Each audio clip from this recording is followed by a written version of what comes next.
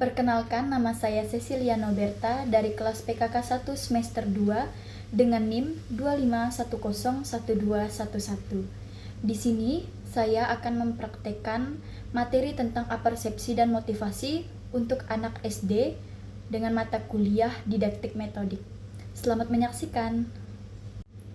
Selamat pagi anak-anak semuanya. Wah, kelihatannya kalian sangat semangat sekali ya. Coba lihat kanan dan kiri kalian. Berikan senyuman kepada teman-teman kalian. Wah, bagus sekali ya. Baik, sebelum kita masuk ke dalam pembelajaran, Ibu ingin ngobrol santai dulu nih sama kalian. Tadi pagi, siapa yang sarapan? Yang sarapan boleh angkat tangan? Wah, banyak sekali ya. Biasanya setelah makan, bungkus makanan atau sisa makanan, kalian buang kemana?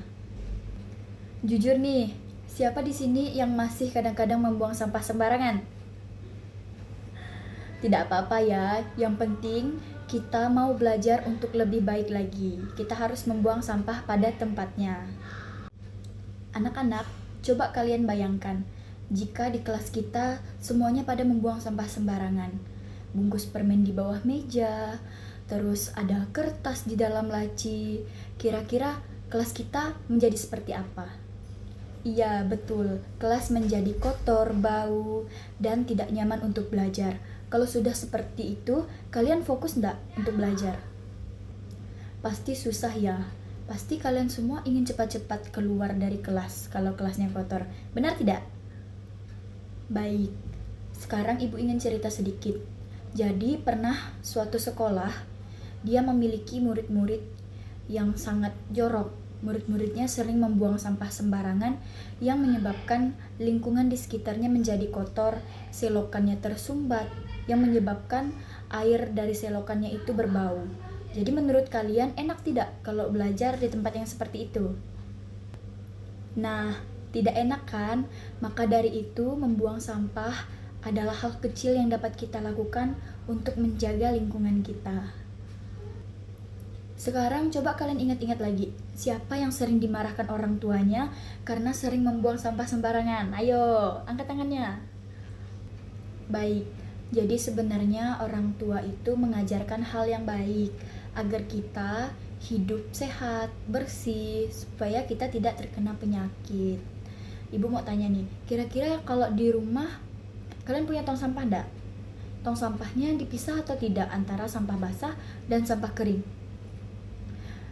Mulai dari sekarang, tong sampah itu harus dipisah ya antara sampah basah dan sampah kering agar sampah tersebut mudah untuk diolah. Seperti contohnya sampah kering, kita dapat menjadikan sampah kering tersebut sebagai kerajinan. Kalau sampah basah, kita dapat mengolahnya menjadi pupuk untuk tanaman kita. Anak-anak, Ibu mau bilang, menjaga kebersihan itu bukan hanya tugas orang dewasa, tetapi kalian yang masih SD juga bisa untuk melakukannya.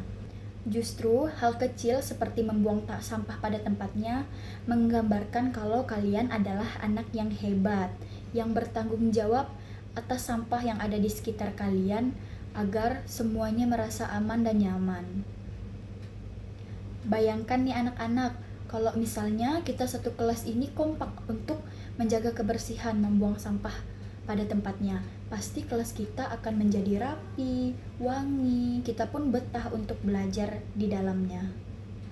Baik, anak-anak, siapa di sini yang mau janji sama ibu kalau misalnya kalian melihat sampah di jalan, kalian mau membuangnya? Angkat tangan. Baik, hal itu harus kalian lakukan ya, kalian harus janji sama ibu bahwa kalau kalian melihat sampah di jalan, kalian harus membuangnya pada tempatnya. Oke?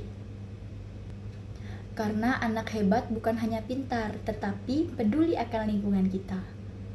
Baik anak-anak, kita akan belajar lebih jauh tentang sampah, jenis-jenisnya, dan bagaimana cara mengolah sampah. Baik, sekian tugas saya ucapkan terima kasih.